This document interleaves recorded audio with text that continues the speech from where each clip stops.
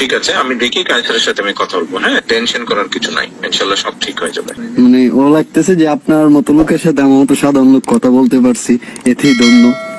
দলীয় কর্মীদের পাশে থাকার প্রতিশ্রুতি শুধু মুখের কথায় সীমাবদ্ধ নয় বলে আবারও প্রমাণ করলেন বিএনপির ভারপ্রাপ্ত চেয়ারম্যান তারেক রহমান।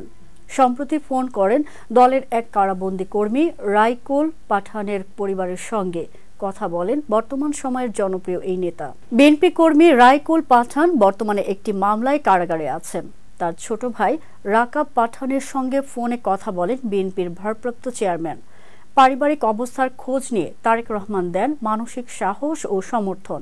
রাকাব পাঠানকে ফোনে তিনি বলেন, টেনশন করার কিছু নাই, ইনশাল্লাহ সবকিছু ঠিক হয়ে যাবে।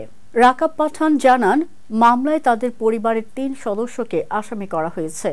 এই বিষয়ে সহমর্মিতা জানিয়ে তারেক রহমান দেন সাহস এবং পরিস্থিতি মোকাবিলার পরামর্শ। তারেক রহমানের মতো একজন শীর্ষ নেতা আমাদের পাশে দাঁড়িয়েছেন।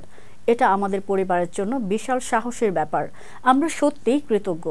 দলীয় নেতাকর্মীদের সঙ্গে সরাসরি যোগাযোগ এবং সমর্থন দেওয়ার এই উদ্যোগ বিএনপি কর্মীদের ভেতরে তারেক রহমানের জনপ্রিয়তাকে আরও বাড়িয়ে তুলছে বলে মনে করছেন রাজনৈতিক বিশ্লেষকরা।